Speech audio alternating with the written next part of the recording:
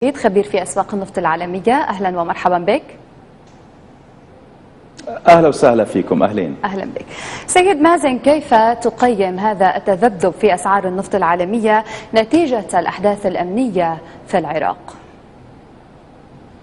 يعني بالفعل احنا لاحظنا من بداية الأزمة العراقية الحقيقة قبل حوالي يعني 3 أسابيع ارتفعت أسعار البترول بما فيها أسعار برنت وحتى الخام الأمريكي إلى يعني مستويات تعتبر قياسية، أعلى مستويات خلال 9 أشهر، عندما اخترقت مستوى $115 فيما يتعلق بأسعار برنت.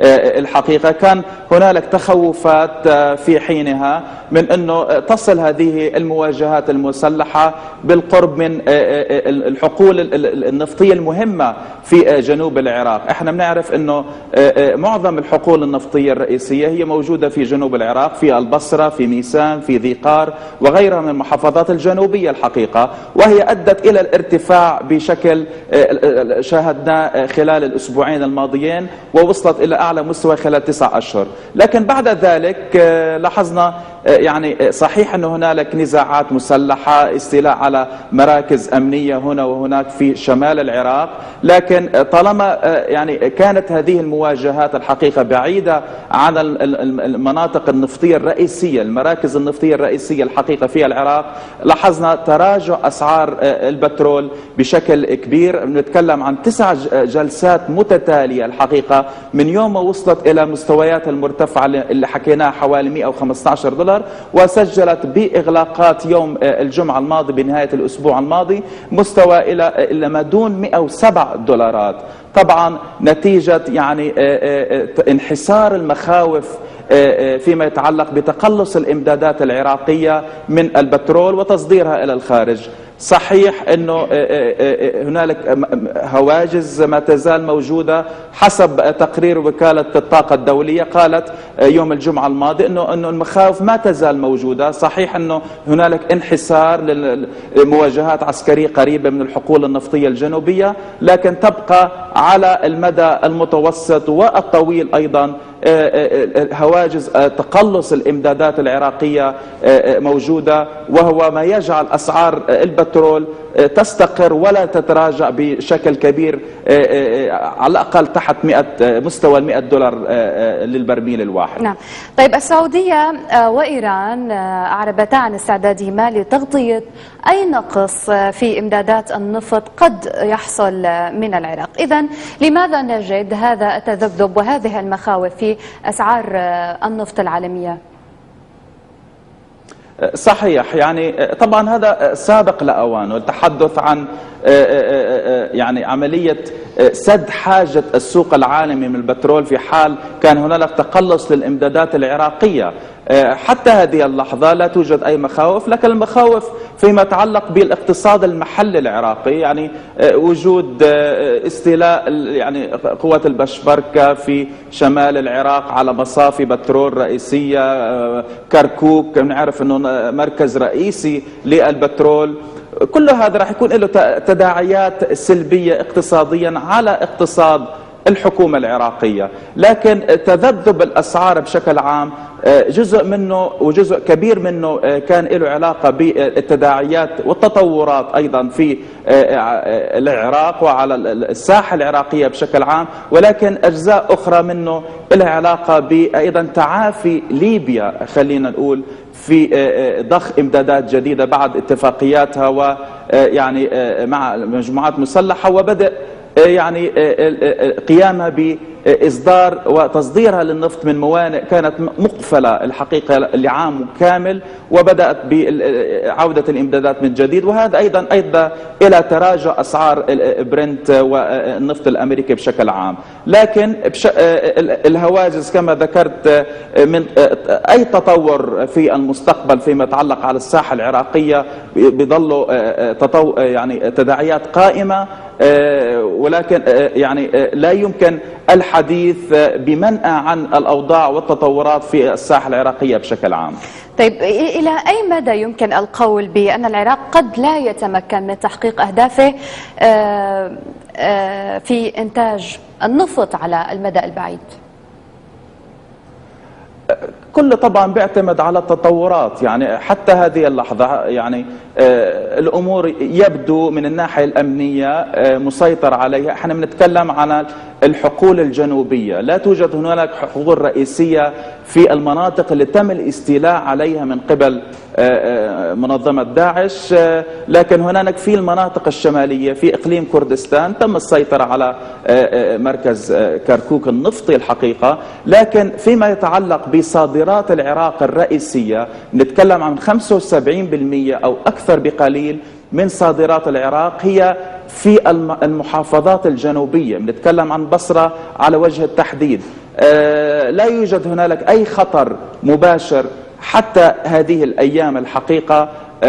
وإحنا بنعرف أنه تمركز القوات العراقية والأمن بشكل عام حول هذه المناطق الرئيسية، وبالتالي هذا يعني قلل من عملية ارتفاع أسعار البترول خلال الأسبوعين الماضيين. بنتكلم عن 9 جلسات من التراجعات الحادة على أسعار برنت بعد تسجيلها إلى مستويات مرتفعة. بنتكلم عن $115، لكن طبعا أسواق الطاقة بتتابع الأحداث في العراق، ولا يوجد خطر آني الآن. نتكلم عن خطر حالي فيما يتعلق بحقول النفط الرئيسية في العراق، وهذا طبعا رح يخلي أسعار البترول تتذبذب طبعا حسب المعطيات اللي تتم الإعلان عنها على الساحة العراقية، سواء كان صعودا أو هبوطا على أسعار برنت بشكل عام. نعم، يعني لكن وزارتان النفط والمالية العراقيتان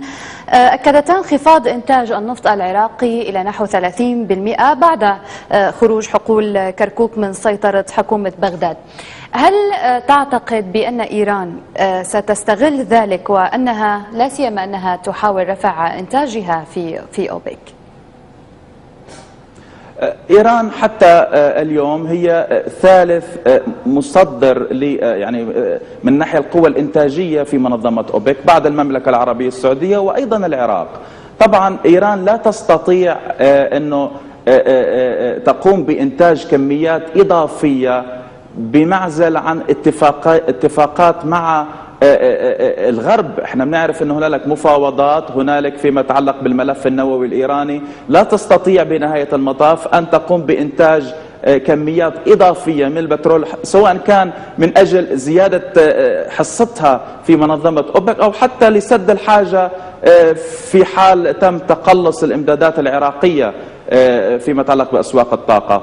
كل ذلك سيتم يعني عملية تفاوضات مع الغرب.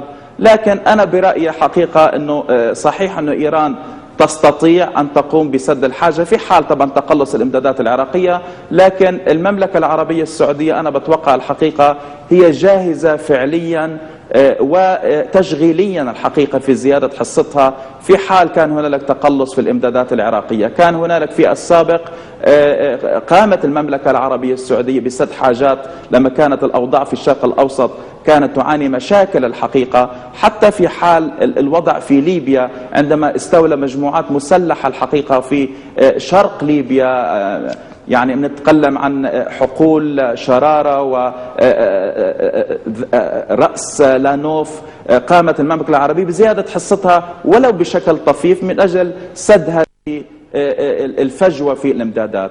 احنا بنتوقع الحقيقة انه في حال كان هناك تقلص ما بتوقع ايران راح تقوم بسد هذه الحاجة، لانه مرتبطة مع تفاوضات مع الغرب. مدى تجاوبها فيما يتعلق بالملف النووي الايراني وضعها حيكون شوي معقد طبعا بالمقارنة مع وضع المملكة العربية السعودية اللي هي جاهزة تشغيليا في سد أي حاجات في حال كان هناك نقص في الإمدادات من قبل العراق بشكل عام. نعم، يعني في ظل ما تحدث به أستاذ مازن، هل سيتم يعني برأيك ضبط أسعار النفط العالمية أم ستترك في هذه الحالة من التذبذب في الأسعار ما بين ارتفاع وانخفاض؟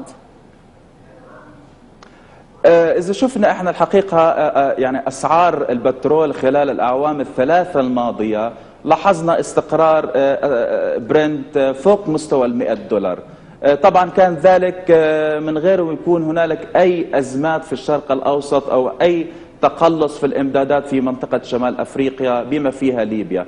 الآن الأوضاع اختلفت، يعني لما كان هنالك أوضاع مستقرة بشكل أكبر كانت أسعار برنت فوق مستوى $100، فما بالك لما يكون الأوضاع غير مستقرة خصوصا في منطقة مثل العراق. يعني العراق ثاني أكبر منتج للبترول في منظمة أوبك، أيضا يمتلك مخزون كبير من النفط بشكل معروف الحقيقة للجميع، وبالتالي أي تطورات في العراق خلال الأسابيع القادمة والشهور قد تطول المدة الحقيقة. الصورة غير واضحة المعالم فيما يتعلق بالوضع العراقي وأيضا حقوق النفط الجنوبية. قد تتطور الأمور وتتفاقم الأزمة وقد تتجه نحو التهدئة، لكن بنهاية المطاف أسعار البترول راح تشهد الكثير من التذبذب على أسعارها، سواء ارتفاعا وهبوطا، خصوصا فيما يتعلق بالتطورات على الساحة العراقية سواء الآن أو حتى خلال الشهور القليلة القادمة. نعم أستاذ مازن، وفق التقديرات الحكومية للعراق للحكومة المركزية ستخسر ما يزيد عن 60% من طاقة الإنتاج الكلي الذي سجلته قبل 10 من حزيران الماضي بعد أحداث حقول كركوك. كيف تقيم ذلك؟ صحيح، لكن وضع كركوك الحقيقة وضع مختلف. كان هنالك اتفاقيات مع الحكومة العراقية فيما يتعلق بإقليم كردستان مع الحكومة. الآن الوضع اختلف بعد سيطرة يعني قوات الأمن الكردية على الحقل الأهم في شمال العراق وهو حقل كركوك الحقيقة النفطي. أكيد هنالك يعني خسارة مباشرة للنفط العراقي للحكومة العراقية، بنتكلم عن 60%، ولكن بنعيد وبنذكر بأنه الطاقة الكبرى الحالية هي موجودة في جنوب العراق في المحافظات الجنوبية. 75% من صادرات العراق هي في المحافظات الجنوبية، لكن أكيد أنه خسارة الحكومة العراقية لحقولها في الشمال راح يكون لها تداعيات سلبية، ولا أتوقع الحقيقة أن تعود العقارب أو عقارب الساعة لما كان عليه قبل 10 من حزيران الماضي. ما نتوقع أنه يعني القوات الكردية أنه تتراجع عن سيطرتها لمركز كركوك، وبتوقع كان هذا حلم تاريخي يعني إقليم كردستان يكون لهم سيطرة ويكون لهم نوع من السيادة العراقية بشكل عام على مناطق في شمال العراق، وبالتالي هي خسارة اقتصادية وخسارة أيضا ممكن تكون بشكل أكبر فيما يتعلق بالوضع العراقي على الأرض. وبالتالي الحقيقة لا يمكن التنبؤ بما سيكون عليه الحال خلال الأيام القادمة، خصوصا أنه بعد مرور حوالي أكثر من شهر على الأزمة العراقية لم تحدث أي تطورات إيجابية على الأرض، سواء قدرة القوات العراقية على إعادة ما تم الاستيلاء عليه من قوات المسلحة الحقيقة، وكلها راح يكون لها تأثيرات وداعيات سلبية على أسعار النفط وبالتالي على الاقتصادات العالمية بشكل عام. نعم، أسعار النفط التي شهدت هذا التذبذب في الآونة الأخيرة لسبب أو لآخر،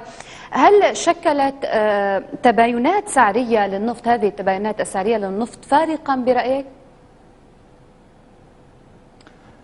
هي التباينات دائما موجودة الحقيقة، يعني أنه صحيح الأزمة العراقية كان لها دور كبير في عملية التذبذب على أسعار برنت في الفترة الماضية، لكن أيضا كما ذكرت الأوضاع في ليبيا، الاستقرار في ليبيا، احنا بنعرف أن ليبيا أيضا عضو في منظمة أوبك ومصدر مهم، كانت تصدر حوالي أكثر من 1,600,000 برميل قبل عام، تراجعت إلى ما دون 300,000، ولكن بدأت بتحسن التدريجي حاليا بعد الاتفاقات مع مجموعات مسلحة في ليبيا. طبعا هنالك أمور يجب أنه الأخذ في عين الاعتبار. صحيح أن الموضوع الأزمة العراقية موضوع مهم، لكن لم تكن يعني لم تتفاقم خلينا نقول بالشكل اللي كان ممكن أنه تسير عليه الأحداث في العراق، خصوصا بعد استيلاء المسلحين على أكبر مدينة أو ثاني أكبر مدينة في العراق الموصل، وأيضا كان هنالك أحاديث تتكلم عن استيلاء أيضا المسلحين على أكبر مصفاة نفطية في العراق كمصفاة بيجي، وهي أيضا من المصفات المهمة في الشرق الأوسط. لذلك كل ذلك حدث الحقيقة في خلال ساعات وخلال أيام قليلة. فعملية المشهد العراقي يبقى غامض بشكل كبير، لا يمكن التنبؤ يعني ماذا سيمكن أن يحدث خلال الأسابيع المقبلة، وبالتالي عملية تذبذب الأسعار على البترول بشكل عام سوف تبقى، وإلا إذا كان طرأ تحسنات إيجابية خلينا نقول في المشهد العراقي بشكل عام. يعني إذن وفي سؤالي الأخير وفي خلاصة لما تحدثنا به أستاذ مازن، لا ترى بأن الأحداث الأمنية التي جرت مؤخرا في كركوك أو ما يعانيه العراق الآن من أحوال أمنية سيئة لها التأثير المباشر والقوي على الاقتصاد العراقي أو على إنتاج النفط العراقي، وبالتالي ليست عامل أساسي ورئيسي في تذبذب أسعار النفط على المستوى العالمي؟ الحقيقة هو الاقتصاد العراقي هو أكبر الاقتصادات تأثرا بالأوضاع اللي صارت. طبعا إذا أخذنا في الاعتبار أنه هذا حدث في يعني في نفس البلد، يعني مش بس طبعا أسعار البترول المحلية اللي تأثرت، حتى في حال تفاقم الأزمة مستقبلا الحقيقة الشحنات النفطية العراقية راح تعاني من ارتفاع التأمين على هذه الشحنات النفطية، بما أنه ارتفعت المخاطر الجيوسياسية بشكل كبير، وبالتالي سوف تعاني من ارتفاع التأمين على هذه الشحنات، ناهيك طبعا عن قابلية تسويقها إلى الخارج إذا أخذنا في عين الاعتبار المخاطر الموجودة على أرض الواقع. طبعا احنا بنعرف انه هنالك نازحين لاجئين انتقلوا من منطقة الى منطقة اخرى، ارتفاع المخاطر خلينا نقول نتيجة التداعيات الامنية في العراق، كل هذا راح يكون له تأثيرات الحقيقة سلبيا على الاقتصاد العراقي، ولا يمكن يعني لا نستطيع التنبؤ انه امتى هذه المخاطر ممكن تتغير، بما انه بعد مرور حوالي شهر من الأزمة لم يحدث أي تطور إيجابي على الساحة العراقية، ولم تتمكن الحكومة العراقية على حصول أو استرجاع بعض المواقع خلينا نقول الرئيسية في العراق، ناهيك عن استيلاء مدينة الموصل وهي مدينة معروفة الحقيقة، ويبدأ ذلك في طي الغموض خلال الفترة المقبلة. نعم، كل الشكر لك سيد مازن أرشيد، خبير في أسواق النفط العالمية، شكرا لك. مشاهدينا فاصل قصير وعودة إلى